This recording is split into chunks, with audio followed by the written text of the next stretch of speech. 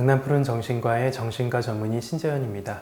여러분 혹시 이런 경험 있으실 거예요. 오늘 하루 열심히 일하고 맡은 바 최선을 다하고 집으로 돌아가는 길에 동료들이 수고했다 어깨 다독여주면서 그런 말 들으면서 집으로 돌아왔는데 막상 왔더니 뭔가 마음이 텅 빈 것처럼 느껴지고 일은 열심히 했고 성과는 있었지만 기쁨은 없고 오히려 더 공허해지고 힘들어지는 그런 느낌 아마 받아보신 적 있을 거라고 생각을 합니다. 오늘은 흔히 고기능 우울증이라고 얘기하는 상태에 대해서 한번 얘기를 나눠보도록 하겠습니다. 고기능 우울증은 정식 진단명은 아닙니다. 정신질환 진단 기준에는 들어있지는 않은 진단입니다.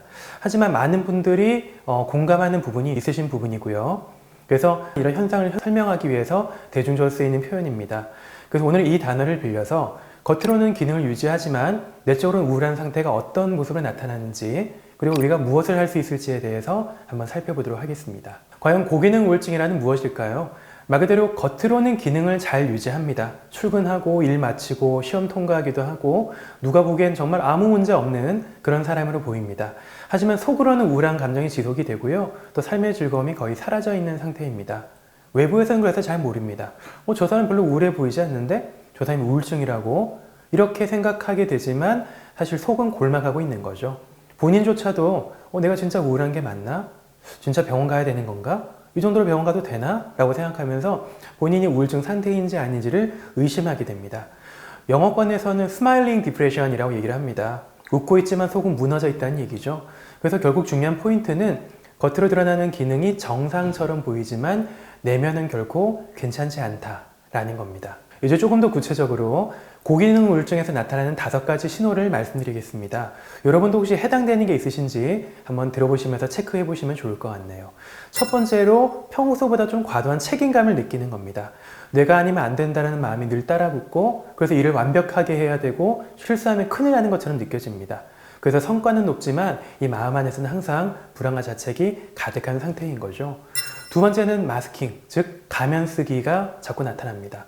밖에서는 항상 웃고 늘 하는 말이 괜찮아요. 아무 문제 없어요. 괜찮습니다. 라고 자꾸 얘기를 하고 동료나 주변 사람들한테는 티를 내지 않으려고 합니다. 근데 집에 오면 혼자서 무너지고 슬퍼하고 하는 거죠. 세 번째는 무쾌감증입니다.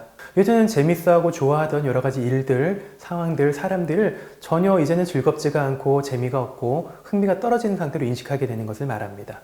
맛있는 음식을 먹어도 친구와 즐겁게 시간을 나눠도 예전에는 즐겁던 것이 하나도 즐겁지 않다라는 상태가 되는 것이 바로 무쾌감증입니다.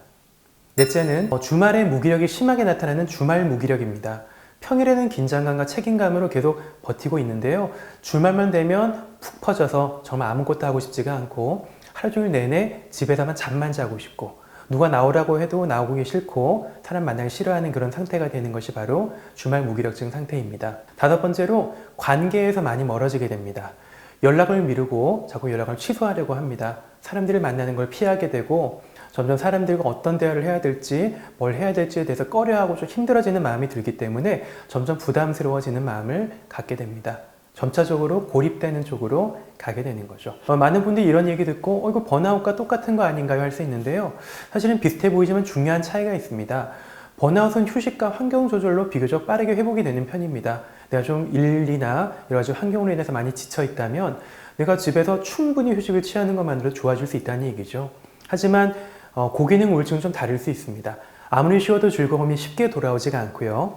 단순히 쉬는 것만으로는 번아웃처럼 회복되지 않는 경우가 많습니다. 고기능 우울을 겪는 분들이 왜 도움을 찾지 않는 걸까? 이유는 간단합니다. 이렇게 생각하기 때문이죠. 나보다 더 힘든 사람도 많은데 내가 뭘?